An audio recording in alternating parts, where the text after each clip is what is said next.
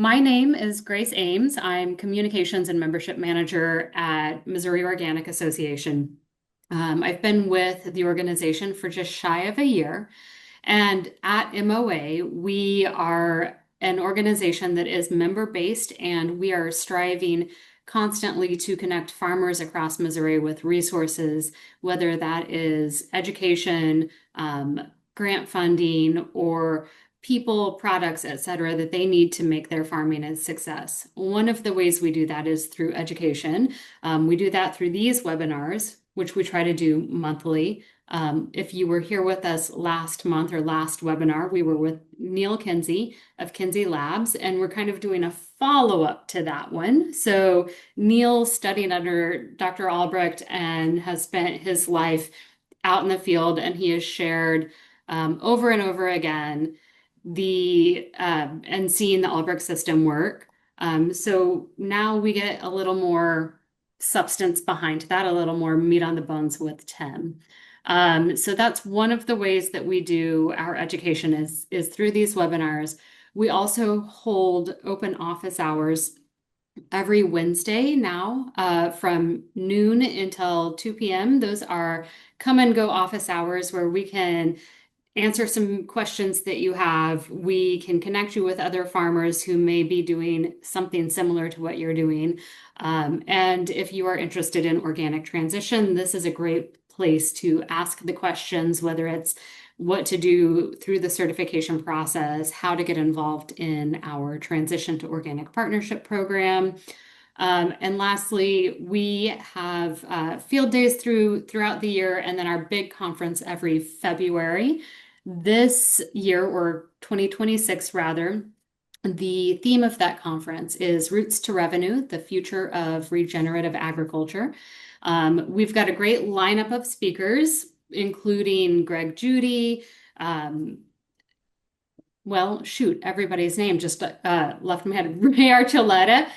We've got Kimby Decker talking about growing flowers. Tim's going to be there.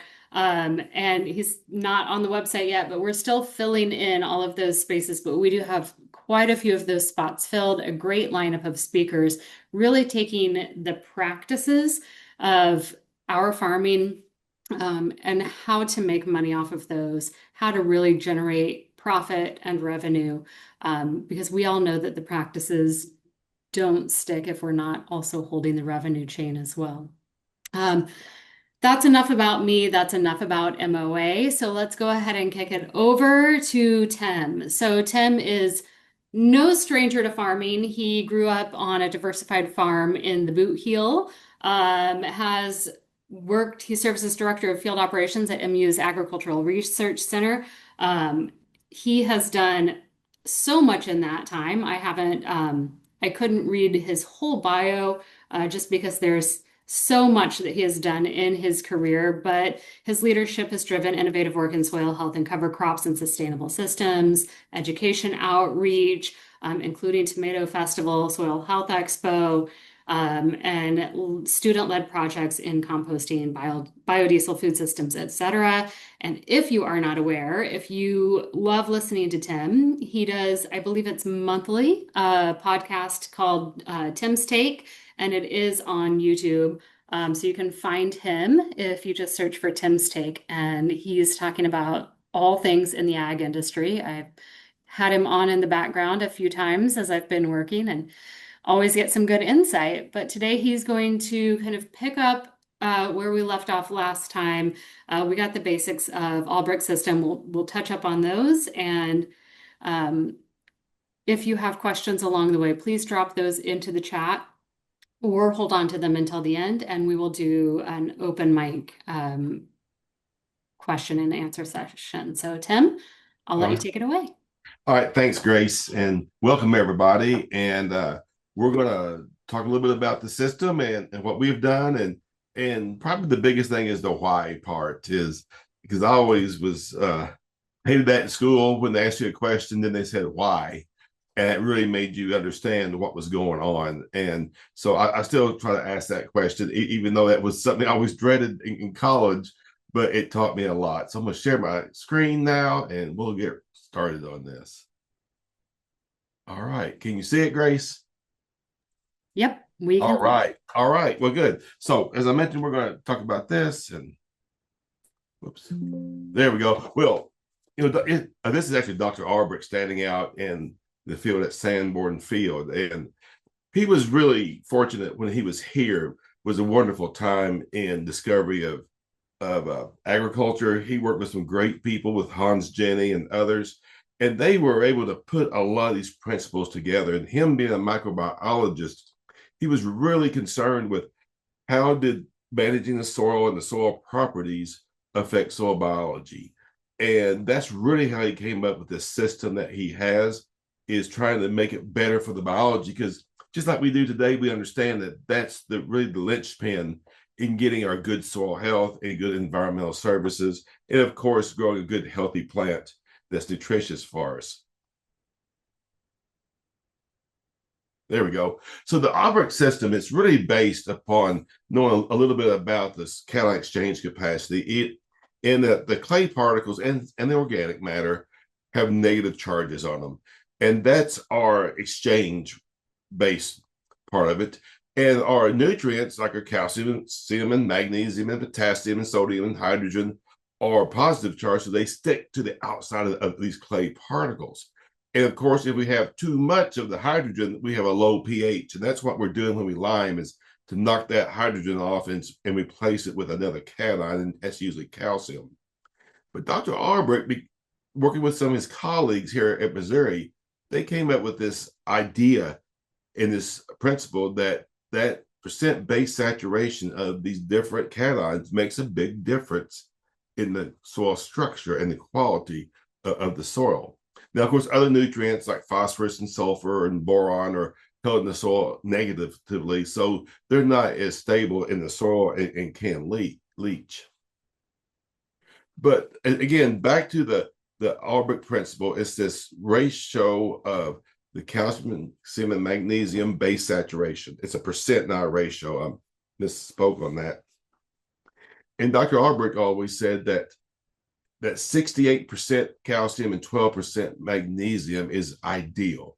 We don't want to be too far away from that, or we could have some issues. But also remember, he also not just focused on this, but also the other nutrients in the soil, the macro, the secondary, as well as the micronutrients, which are really important. And he took a little bit of a different approach to these too.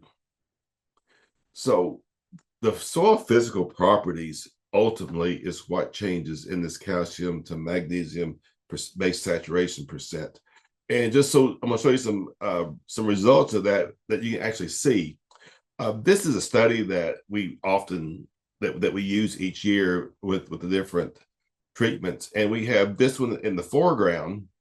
This is where we have it balanced. We have the soil balanced pretty good. I already planted this. I used a planter marker, and you can see the planter marker going in through the soil. That soil was pretty loose and friable. But right behind it, right here, this is where we had a lot of high magnesium soil, where we've added a lot of magnesium to get it out of balance. And you can see it's a lot harder, right? You can see how hard that soil is, that the planter marker didn't go in very well. And then behind it, where it's a bit better balanced. So it really makes a difference on how we have our calcium and magnesium base saturation, how loose and friable our soil is as far as water infiltration, that we'll show here in just a little bit. And this is another one that I noticed. This was, again, we had different treatments where we had balanced soil and non-balanced soil. The one in the foreground, this is unbalanced. The one in the background is, and the ground starts cracking. Here in central Missouri, when it dries out, our clay will start to shrink and crack. Well, if it's not balanced, if we got too much magnesium, that will happen.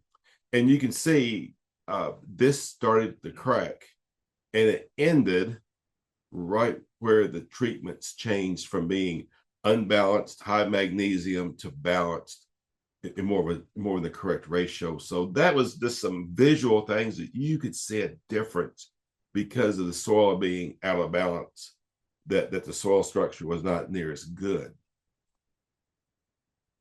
but looking at a plant, you can't always tell if it's missing something. And if this is some corn that I think is out Sanborn field, it looks great, but you don't realize it that it's actually potassium deficient. So just can't always tell by looking what's going on in the plant. And if the plant's not functioning totally, it's not going to give you your yield that you want, or more importantly, the quality of the grain that is being produced. So we did some studies to examine the Albrecht system because I wanted to see, does this really mean something? Because when I first heard Neil talk about this, it really flew in the face of a lot of the work or a lot of the education that I've gotten throughout the years.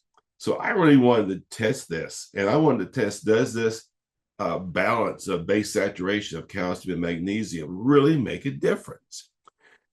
And try to get one up to 68% calcium, 12% magnesium, but also let's get some really out of whack. Let's get the magnesium levels up and the calcium down, and let's see what happens to the soil and also the growth of the plant. And one thing that gets stressed is the P and K levels. The University of Missouri is based on sufficiency. They have it where you have the low, medium, high levels, and that's not quite how it goes with this system that Neil and Bob Perry and others are doing. So they always want a bit more in there. And calcium, I always thought that was mainly a lime that we put down, and we're trying to change pH because we got thousands of pounds of calcium in the soil. Why do we need more calcium? Because sometimes it will call for more calcium. And micronutrients. Can we really get a response from micronutrients? And also sulfur, that we'll talk about a bit more in depth in just a minute. Well, here it is. Here's some soybean yield that we did. We've done this for several years, but I just want to characterize where we had extremely wet year one year versus a more drier year. We have the recommendations. This is with the getting the soil balanced and all the PK, micronutrients, the whole bit, comparing that to where we start taking these out incrementally, or we're adding magnesium to throw the balance off. And the wet year, where we didn't have a lot of yield potential because it was so wet, our recommendation still made the best. And it went down from there, where we only had micronutrients for P and K that didn't yield as well. Whereas in a drier yield, a little bit more stress yield, but the stress year, but the yields were better because it was a little bit more normal. But each year we do have some stress. This when we saw the recommendations really do well, and that's because of good soil structure. But I want to point out the magnesium did awful good that year because we put on like 1,000 pounds of magnesium. But when we did that, we also put down a lot of sulfur, and we found out later that our sulfur is pretty low in this soil. So we were actually getting a response from the sulfur, from the magnesium sulfate. And corn yield followed a very similar trend. Uh, in a wet year, we got a response. It wasn't a huge response, but we did get a response. But in a dry year, again, that's where we saw our biggest response, is when we had this dry year with our recommendations. So from what I'm seeing here, in that when we follow just the standard recommendations on our soil tests that we got locally, they did not yield as well as when we followed the Albrecht system. And we just really saw this in our drier years where we had the stress. That means we probably had something to do with soil structure. So that's one of the things we want to look at here in a little bit, is the why question. And we'll get to that in just a little bit. So our grain yields, we were seeing up, but probably more importantly, that's just another hot, dry summer that we had just a few years ago. Again, we were getting this about 30 bushel more in our corn yield. But what about our food quality? Because that's really what we're starting to look at now, much, much more uh, as being important. And really, that's what we're selling, is the nutrient quality, and also not just nutrients, but the vitamins and so many different characteristics. That's what we really need to get into, and the amount of protein that we're selling. Now, here's one of the issues, though. This is some data with raspberries that shows nutrient dilution, meaning that if you correct a deficiency, you'll get growth often. But when you get growth, you'll also get dilution of those nutrients. I had a study this summer where we put down some starter fertilizer in cover crops because cover crops we found out could tie up nitrogen. So we put more nitrogen on, at planting, and we saw this boost in growth. But the students came by scratching their head afterwards and said, hey, the nutrient levels are actually lower in where we put the fertilizer on. And that's because we got a dilution effect. We got more growth than we did nutrient uptake. And this is a very classic example where the one is where we had no fertilizer added, no phosphorus fertilizer. And then the next one is when they added 22 pounds per acre, and the next was 44. As you can see, when they did that, on most nutrients, they actually started reducing the concentration again because of this dilution effect. So the plant could not keep up with the uptake of all the other nutrients when they were added, when the plant started growing more. And this is what's happened with us in a lot of our ways for our food. Our food's not as nutritious as it was a generation ago. And that's because we've really stressed more and more yield and not the quality of it.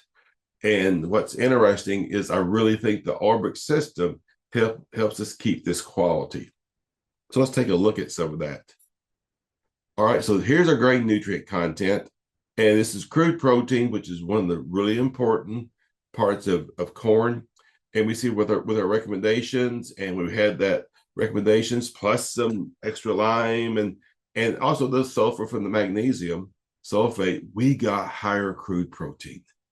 And if you've ever done any studies, it's hard to increase the nutrient content of seeds. I was told a long time ago that you can't do it. So there's so much genetic, you can't really increase it. Well, we did. We got over 8%, which I thought was really nice. And we found out that we saw all the response in potassium and calcium, that we got more of that in the seed. But we also looked at a couple of the amino acids that are really important for livestock and us. One is lysine. Lysine is very high in legumes, but grasses have very little in grains. And methionine, that's low in many foods, and sulfur is essential for that. So the livestock industry looks at lysine and methionine to see what kind of quality that it has. And if you look at our recommendations, we have significantly more lysine and methionine amino acids than in our other treatments. So this tells us that we're not only did we get a yield boost, but we got more nutrient uptake and translocation into the seeds than we did even on the growth. So that's really, really important that we did not, with the Albrecht system, get this dilution effect. And why can you get increased protein? Again, I said this is really tough to do. It goes back because increased synthesis depends on potassium, magnesium, zinc, and sulfur. So many of these macro and micronutrients are so important for protein synthesis. I once asked my mentor, Dale Blevins, how many enzymes in the plant does zinc regulate? He said about 250. So it's amazing what these micronutrients will do throughout the plant.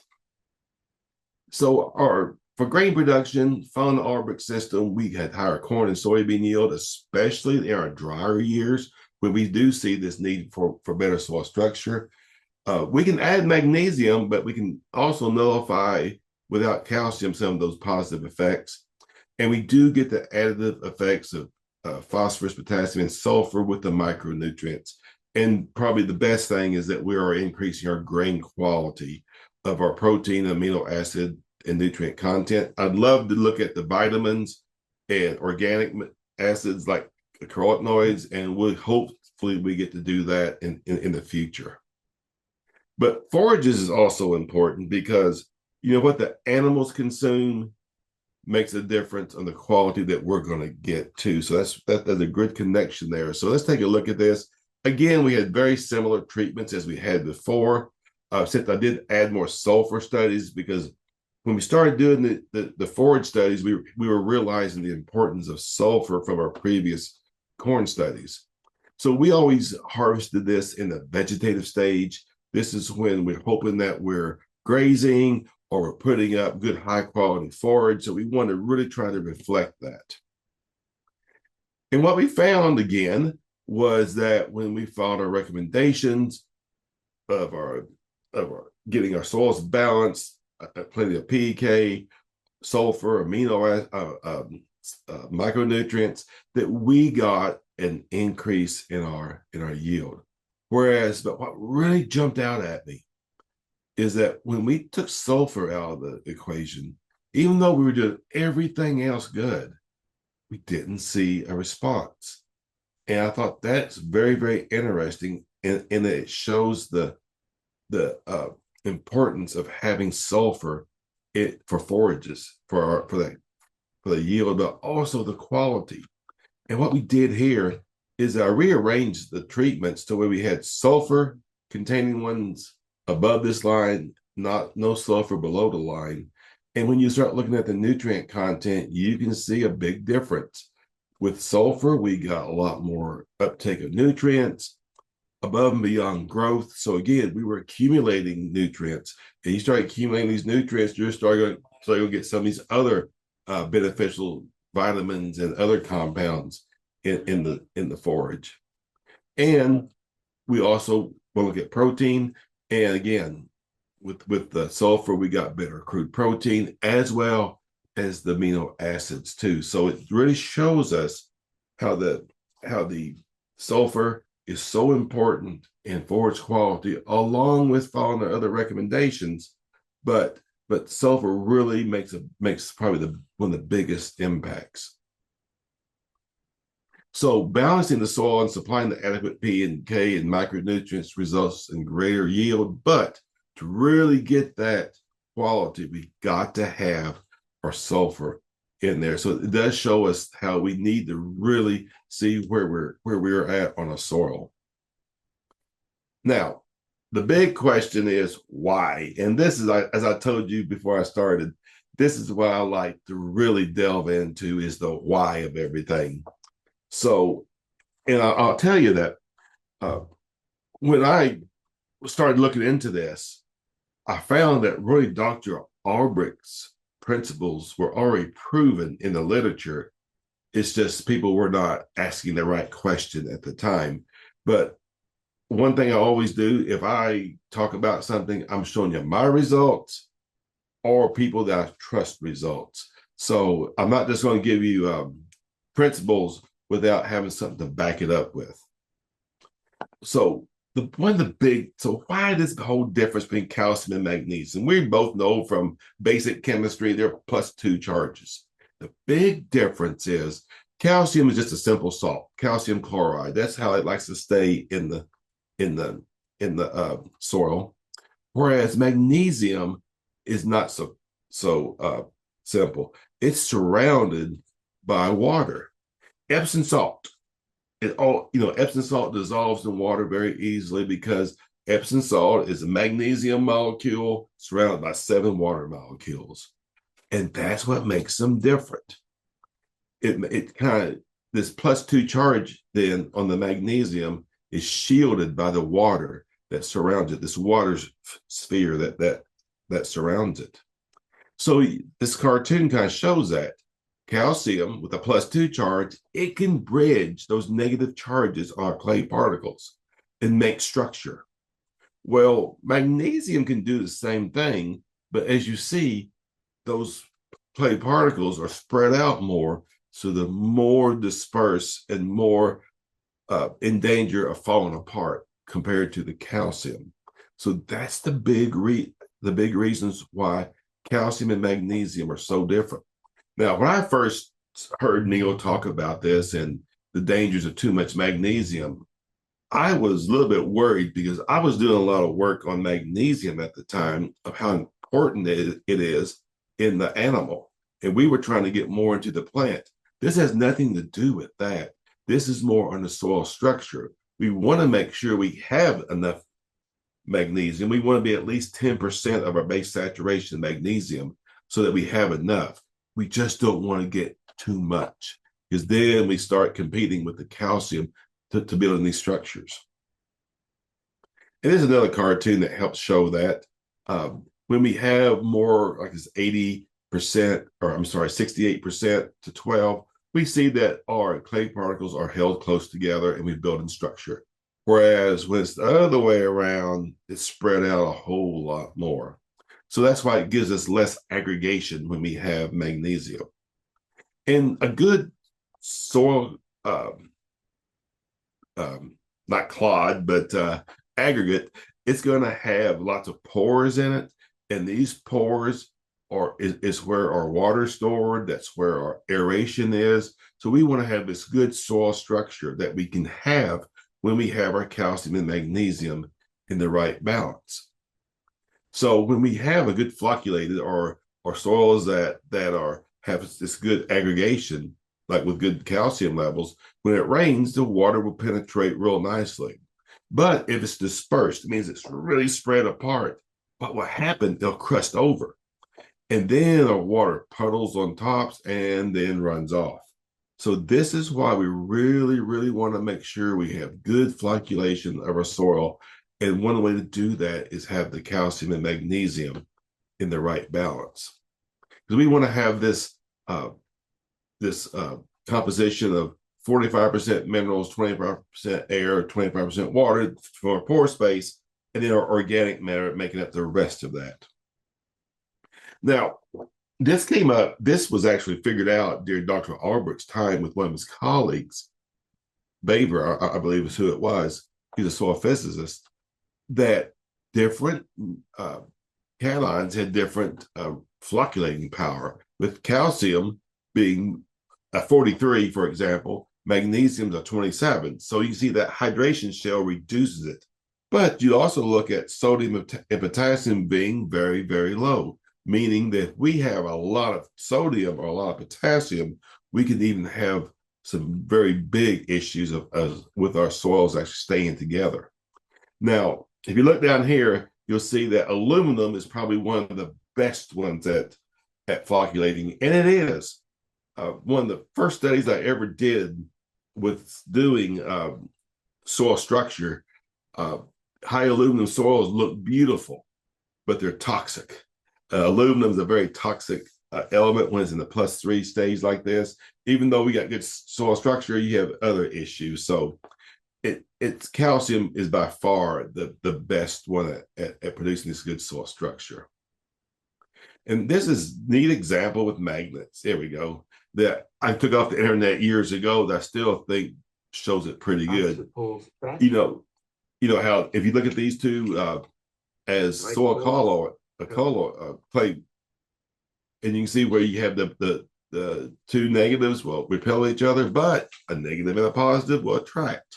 And this is the same way that we're talking about, and how calcium can also can help bridge these two clay particles together, just like this. And you can build structure. If you start building structure with these different ones, then this could be just like a soil aggregate. Can easily move back and forth. And the calcium can help between the magnet and the table. Can help bridge this together to build even more structure. I'll bring my other magnet. Always look at this inside as being the soil pore space. So when we have good calcium, we can bridge together these different aggregates. So now that the like poles face each other. So that's kind of a example that I like to use. Magnets as a lot was building soil structure, that minus and plus charges together, attracting one another. But sodium can also be an issue. I mentioned that earlier. Sodium also surrounds itself with water. It's also a +1 charge, doesn't have the strength. So high sodium soils can fall apart on us even worse than high magnesium soils. Here in Missouri, we usually don't have an issue, but if we irrigate too much from deep wells in North Missouri, we can get a buildup of sodium. So that can be a possibility. And out west, sometimes our soils are so bad they look like this, very poor structure.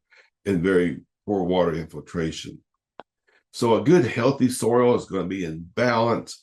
It with the different nutrients, it's going to have nutrient balance, good aggregates. It's going to grow well, got lots of available water. High sodium soils, we're going to have drought issues. We're not going to have good water holding capacity. And saline soils are very similar as high sodium soils or sodic soils. High saline means we got so many salts in our soil that our structure is just not very good. Not just calcium mags involved, but many other ones are also involved. So less biodiversity versus rich in biodiversity. So we really want to, that's why we really want to have this healthy soil, keeping things balanced. So we also did a demonstration on this where we took some soil, we flagged it off. We were fairly balanced as it was. We added various levels of magnesium sulfate. As I mentioned, we did this once before to try to change the soil structure. And we also put gypsum down. And because I want to go the other way, what if we had too much calcium? So let's see what happens when we did this. You put this on, you probably need to wait a good year before you can really come back and start measuring anything. And we're using a rainfall simulator here. You've seen these before, and we have our control, which is fairly balanced soil. And this is sped up, by the way, where we had different magnesium levels and the high gypsum. And the front part is water and soil erosion, what's running off the soil. In the back is the infiltration. So this is sped up a little bit, but you can see the high magnesium soil, we're losing quite a bit of our soil, aren't we? But also the high gypsum, the high calcium, we're getting quite a bit to run off there to a lot of the water. But if you look, it's not quite as dark as in the high magnesium level. So we'll watch this and see what it looks like at the very end. So we got quite a bit of runoff in both the high mag and the high calcium. But let's look at what happens if you let the thing set for about 30 minutes. All right, our control, we got some water runoff, but there's not much soil in it. The 250 pounds of mag that we put on the soil didn't make a big difference. But when we put on 750 or 1,000 pounds of mag, really started to change that base saturation. We got a lot of water runoff and a lot of soil runoff, as you can see down here. Whereas our calcium sulfate, we got the water to run off, but not as much soil as with the high magnesium. So you may want to say, well, which is worse? I'd rather have too high calcium than too high of magnesium in this case. On the high magnesium soil, the soil was kind of platy looking. That means it had these layers in it, and this helped in our impermeabilities that we showed earlier. So we actually saw this in our high mag soil compared to one that's a lot more balanced.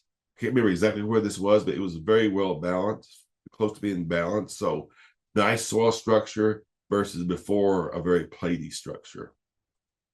And this is the next day. You can tell the high magnesium soils, the water didn't even penetrate. It mostly all ran off.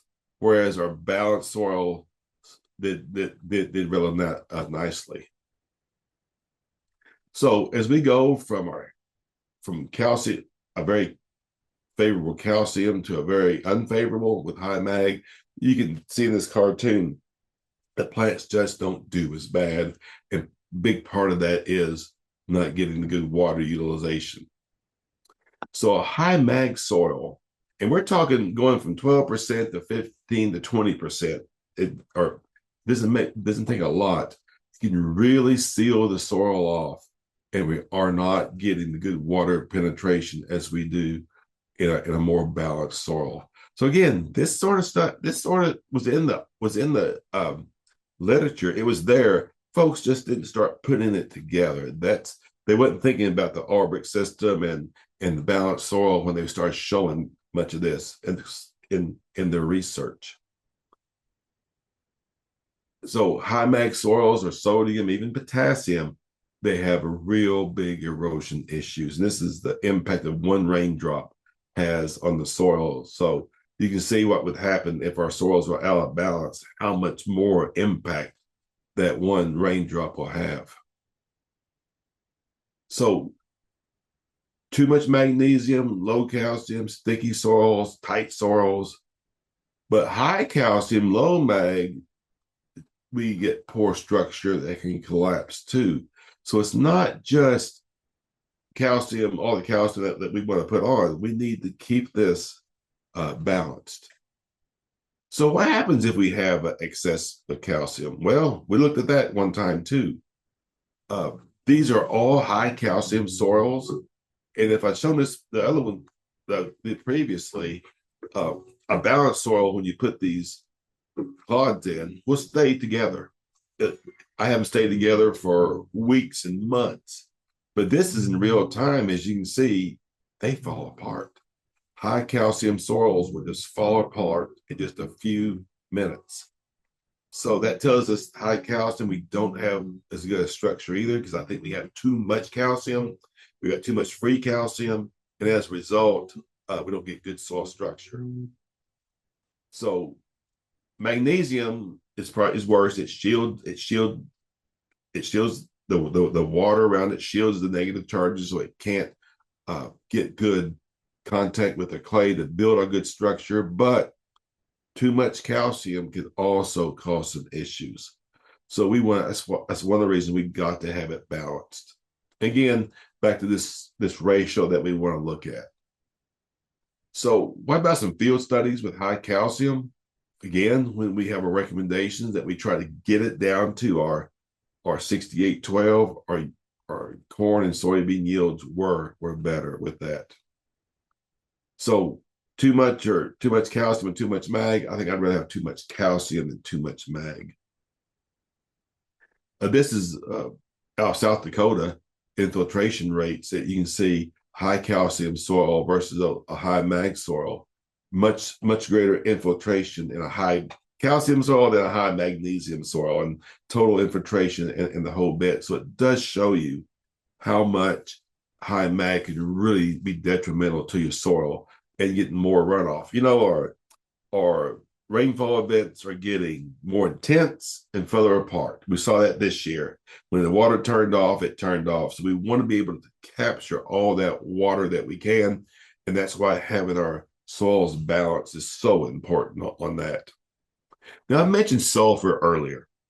And when I started my career 38 years ago, we didn't even bother looking at sulfur deficiencies because we couldn't get them.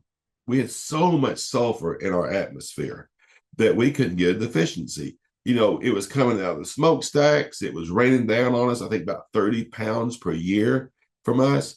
And I went to an acid rain conference in 1990. It was worldwide. This was such a big issue. And that's why folks got on it to clean our soil up. To clean our atmosphere up. This is by that time, 1990. Look at how much sulfur was being deposited for from the high use of coal compared to just 15 years ago. We reduced it quite a bit. So we've done this, and it's a great job. I'm so glad that we did this. We took a lot of the sulfur out of diesel again, trying to clean our air up, and it was a great thing that we did.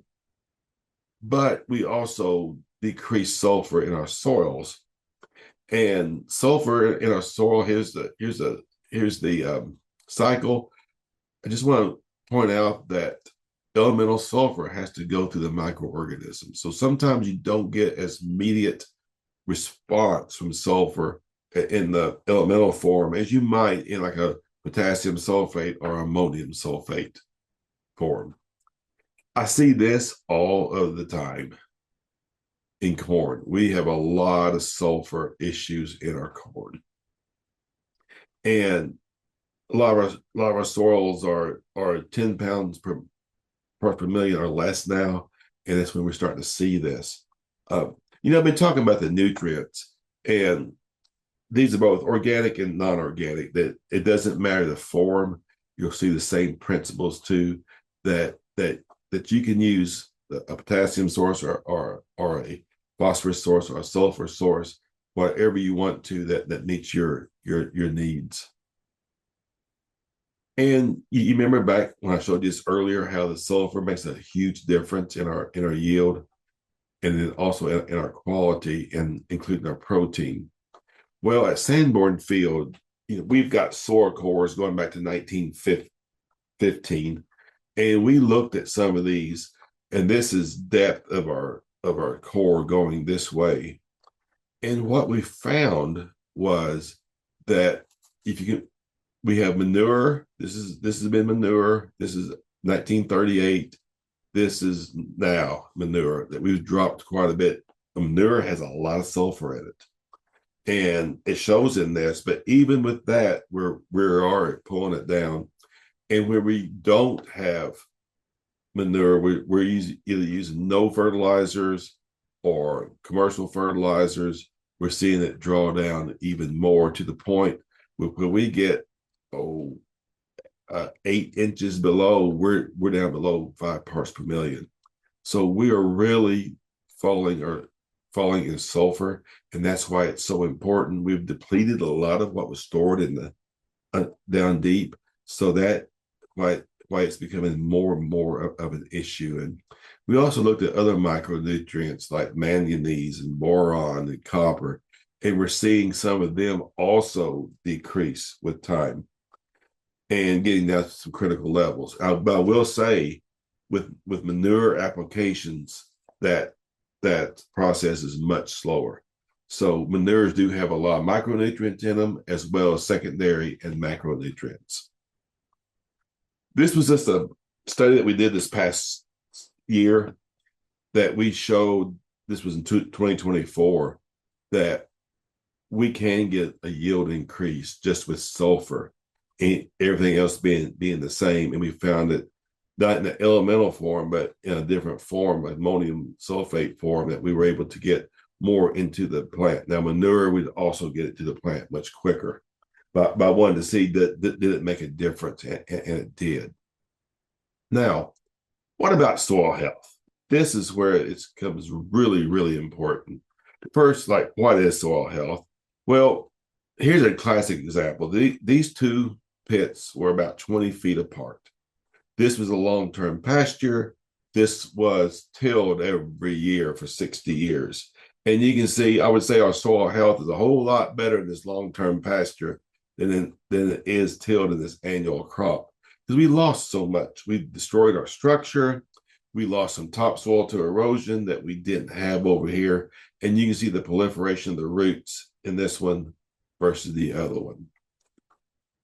So we want to get back in its natural state, is where we had the best soil health. And what is that? Well, that's when we combine our chemical, biological, and physical soil properties all together. Now, chemical, that doesn't mean inorganic nutrients. That means what nutrients we have in our soil: our phosphorus, our calcium, our potassium, or the soil pH and such. Biological is, of course, our bacteria, our fungi, and many, many more. They're turning over a lot of different nutrients that way. They're feeding on the carbon. And the physical properties, that's where we get our aggregation from, and our pore space. But I drew these arrows on this going both ways, meaning if you improve biology, you'll improve the chemical and the physical properties. If you improve the physical and chemical properties, you'll improve the biology. So these are all connected with one together. And really, William Albrecht talked about this 80 years ago, and Bob Kramer in the early 1990s started putting these back all together. We'd kind of forgotten about them for 40 years, but Bob put it back together, and we owe a lot to that. Soil biology, we've heard how many different bacteria and fungi and other living organisms there are in a teaspoon of soil. Is just tremendous. What they say, there's the weight of an acre is equivalent of the biology to 2 African elephants or 2 cows. Just depends on how fertile your soil is. So it's amazing what's out there. And what we have found is that when we lengthen our rotations, we improve our soil health tremendously. These different indicators. So something we got away from. We got away from having a 4, 5, and 6 year rotation. We got away from having a diverse agriculture where we have livestock in it. So we do have some perennials. When we go back to that, we get much better soil health than when we are in more of a monoculture or even a 2 and even a 3 year rotation. But it can happen very quickly by putting a perennial crop in it. We just showed this was 2 years of alfalfa versus a tilled annual. And you can see the biology. This is beta glucosidase. That's an enzyme that's about microbial activity. You can see it's much higher where we had our alfalfa, our carbon's much higher, our nitrogen's higher. And its aggregate stability is an indicator of our structure. And it's 3 times higher where we had perennial crop versus an annual crop. Soil chemistry, that means what does our total nitrogen and phosphorus and our pH look like? This is from Sanborn Field. And as you can see, there's not a whole lot of difference between no fertility and inorganic. There's a little boost in biology just because we get a little more growth, I think, in soil organic carbon. But when we put manure, look at the huge difference that we get. We have more nitrogen, more phosphorus, higher organic carbon, and we got a lot more biology. So these are all connected between chemistry and biology.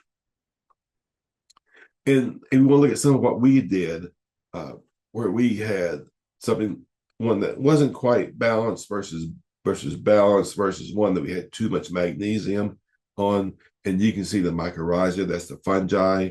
It's much higher with the recommendations. And as we decreased as we decreased out of balance, you see it going down. And then with the mag, even less. And it followed the same way with soil microbes. But putting a cover crop in there really changed it a lot. So we see that how having that extra carbon source with the cover crop can really make a difference and interact with our chemistry.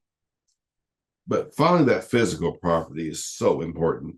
And this is the soil aggregate that we've talked about before, where we have our soil particles.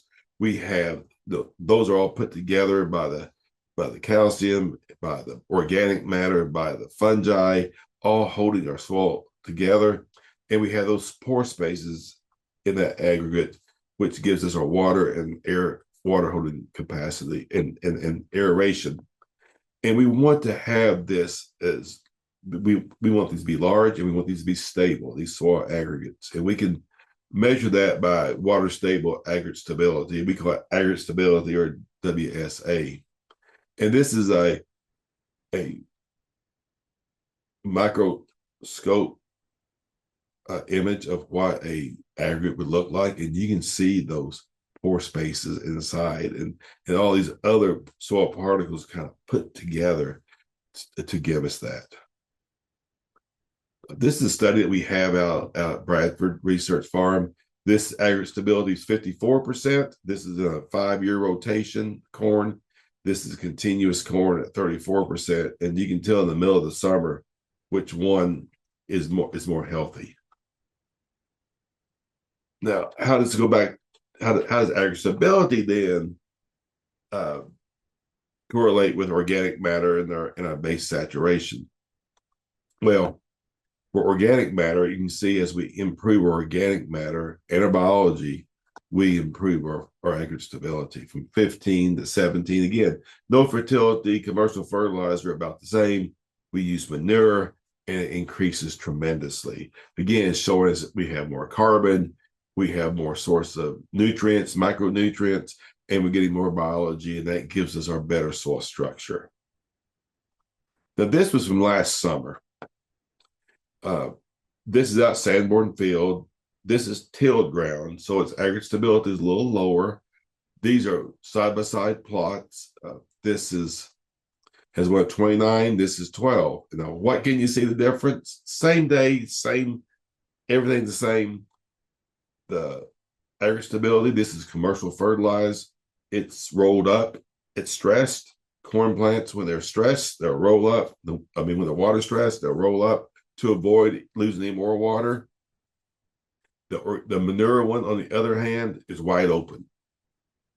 And Dr. Steve Anderson figured out that we got about another 1.5 inches water holding capacity between these two plots just because of the carbon that's in the soil. So to me, that's tremendous. And that also gives us this good soil structure that we can hold that extra 1.5 inches. So that's pretty impressive. It's just this is another shot of that where we had low aggregate stability in our commercial fertilized versus manured, where we have higher aggregate stability. Again, the plants are rolled up, where here they aren't. So how does our base saturation affect this?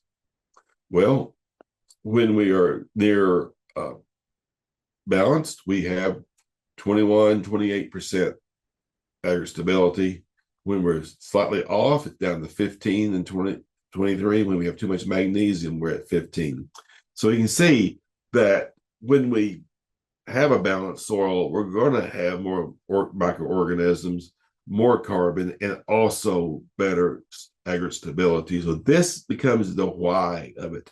Why are we getting these yield increases during the dry years? It's right here because we have better soil structure, and as a result, we're getting more water carrying capacity to get the crops through these time.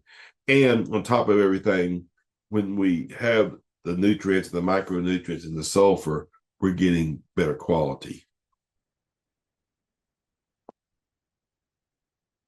This is hot off the press. I just got this data here in the last week. This was from this summer.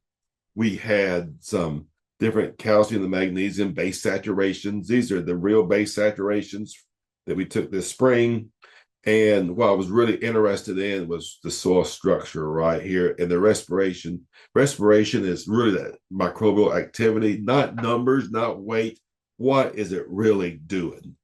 What are they doing in that soil?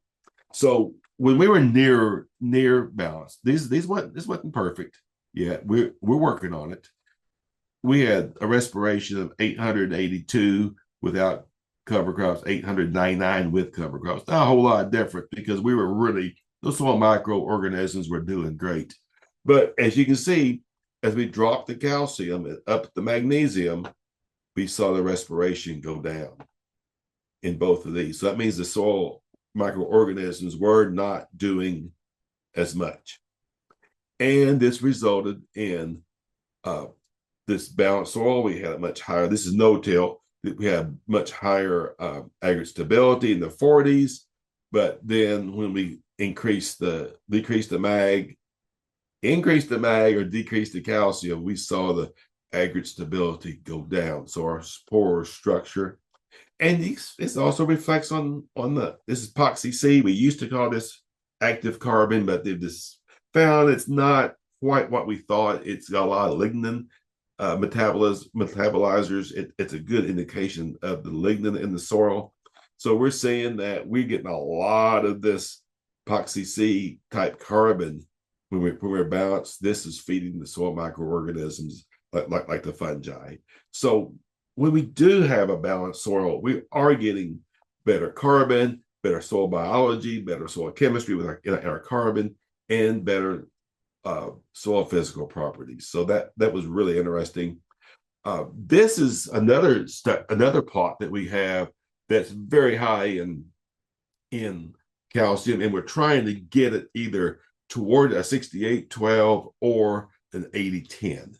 And Neil might talk a little bit about the 80-10. If you have high calcium, this is maybe where you want to be.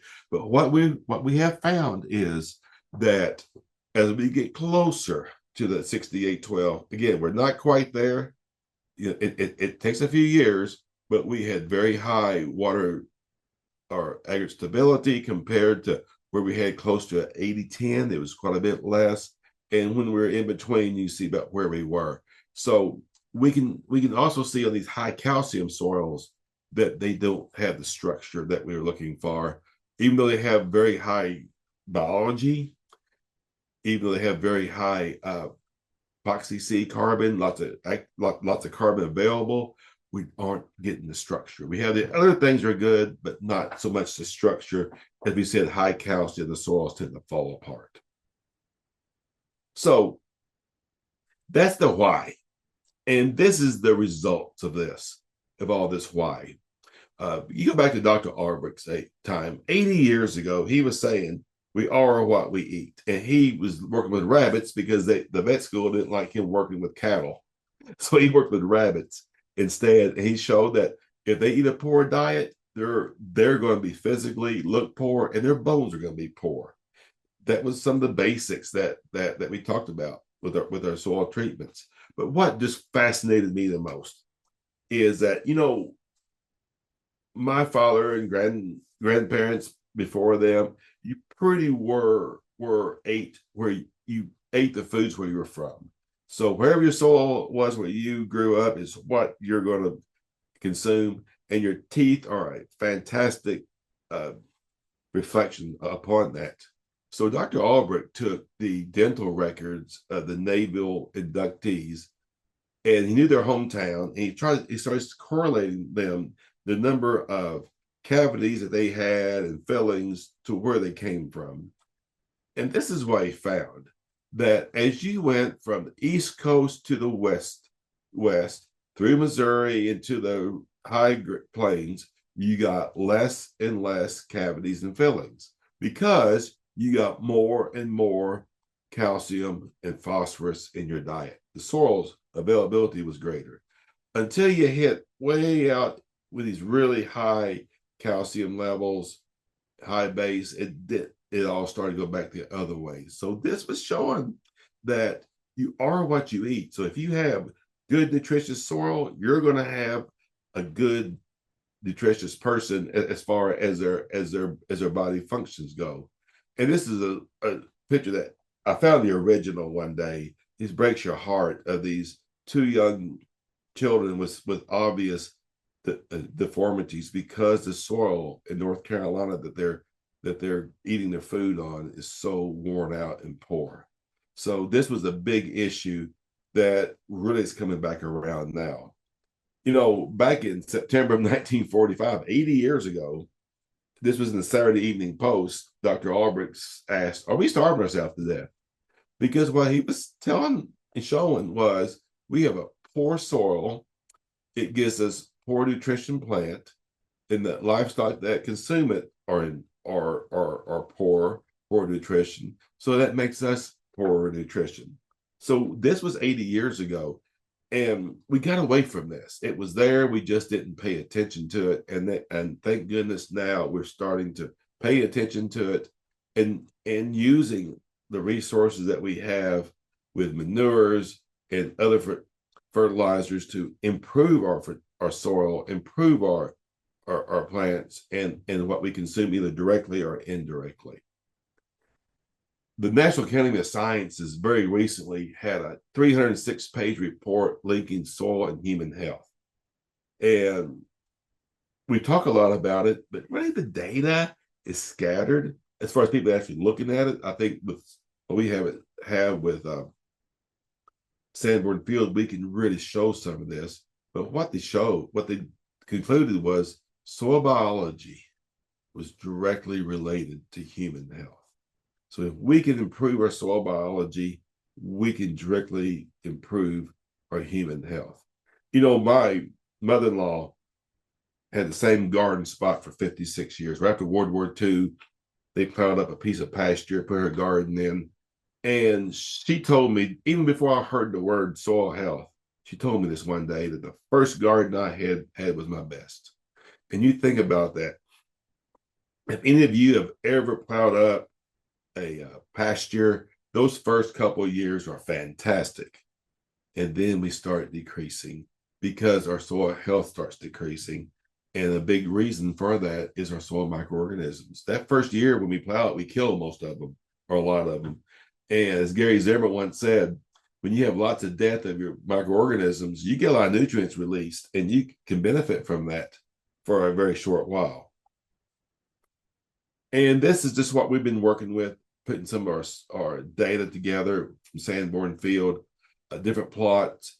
They're not balanced that well. Some of them are more than others, but when we did, we had higher protein levels. We had good, stable aggregates. We had higher nutrients in places. So than when we did not have an issue. And one of the things I want to point out too, 70% calcium, only 8% magnesium. You think, well, that may be good. But we were below the threshold, so our protein levels were lower. So you got to make sure you remember, even though we talk about magnesium being an issue at times, we got to have enough of it in the soil. So I can't stress that enough.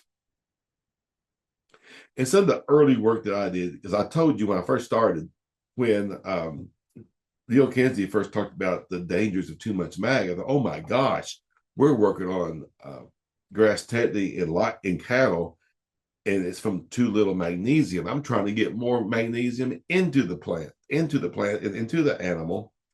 And what we had found was, through lots of experiments, starting in the growth chambers all the way through the greenhouse into the field, that phosphorus is what controlled magnesium uptake and translocation.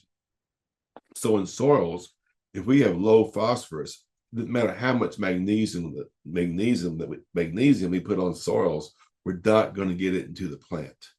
So that's what we show, this relationship between soil phosphorus and magnesium, getting it into the plant. And we followed up that study with lactating cows, and again found that when we fertilized with a phosphorus source, we were able to improve our magnesium levels to the point that they got the same as mineral blocks out in the field. So this shows us that the soil feeds the plant and the plant feeds the animal, which is extremely important. Now, you can, as Grace mentioned earlier, you can catch a lot of what we talk about on our Missouri Ag Experiment Station YouTube channel. We have weekly video stories and a monthly podcast called Tim's Take. And a lot of the subjects that we talk here are also on that video and podcast. So I'll be happy. Oh, got some conclusions. So soil nutrients affect our microorganisms and soil structure, regardless of where they come from. But we have found, though, that when we use manures, we got much better soil structure because we have a more complete nutrient availability in our micronutrients and our secondary nutrients. The Albrecht system does improve our soil microorganisms, soil structure. It gives us better water infiltration that reduces runoff, and we get more nutrient-dense food. And a healthy soil equals a healthy plant and healthy people, just like Dr. Albrecht said it would 80 years ago. Now we have questions. That was fantastic. Thank you so much. Well, thanks. Yeah, for those of you who have questions, feel free to unmute yourself at this point and ask. I know we covered a lot of ground. So. Oh, I did, didn't I? But you did, but it was great for sure. And this is available for the folks. They can always come back and see it, right? Yeah, absolutely. So this has been recorded, and I will post it within a week's time. Yeah. And it's so fun to see in the literature some of these principles that you're seeing in the field that they also see, and they just hadn't put it together yet.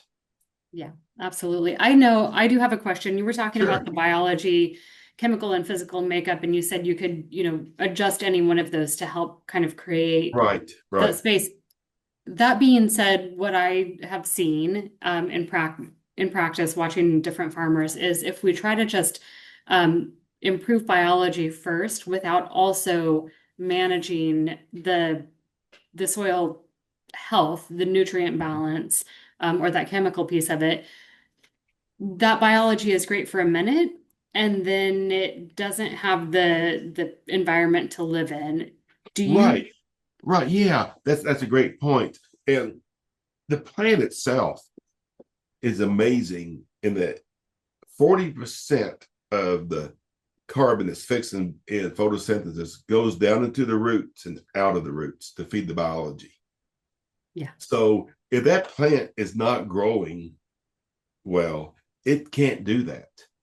And one of the things that we have found at Sanborn Field and other uh, studies is that wheat or a cereal crop is fantastic for soil biology and soil structure.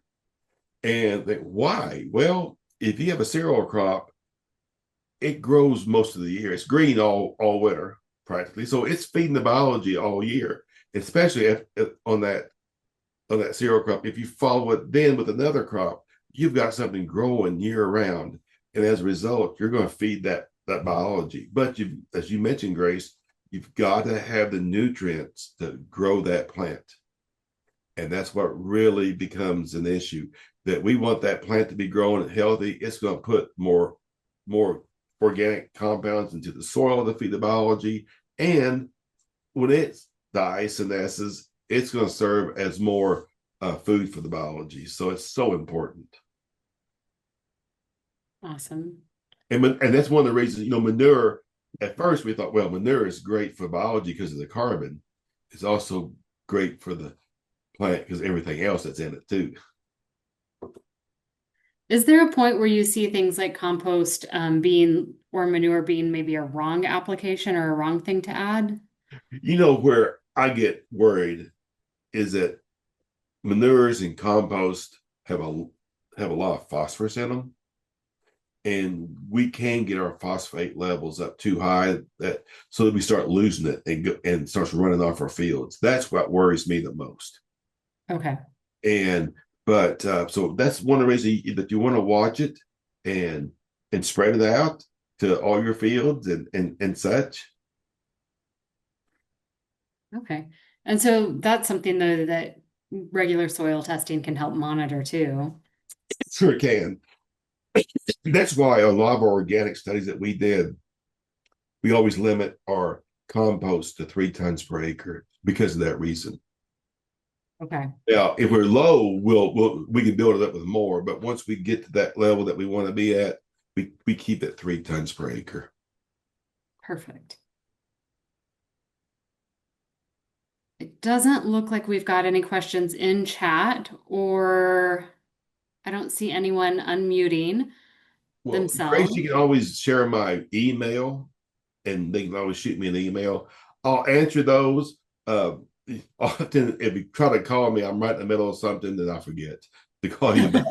So, but Email it email, is, right? I will share yeah, your email. yeah. That way, if Because anybody has questions afterwards, we can yeah, definitely connect you. I try to do in the evenings. Like we had a former dean that said he'll answer them within 24 hours. So I try to remember to, because I see them popping through. So okay, I got tonight. I got to answer that email. So I'll try my best to do that. Perfect. We appreciate that. And of course, if anybody wants, they can connect with you at our conference in Sure. February.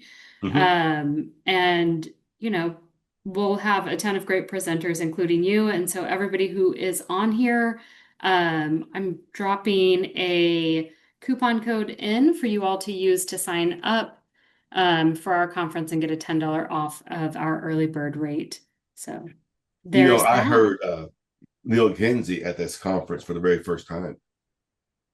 That's what started me looking into all of this. And Ray Archuleta, who's at your conference, made me a big believer in soil health. So you've got some really good folks there.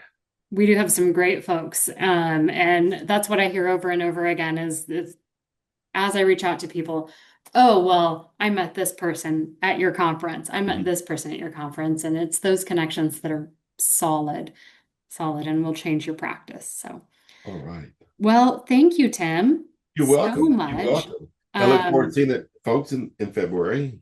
yeah, absolutely. Thanks a lot for your time. And I will get this up and share it with everybody within the next week.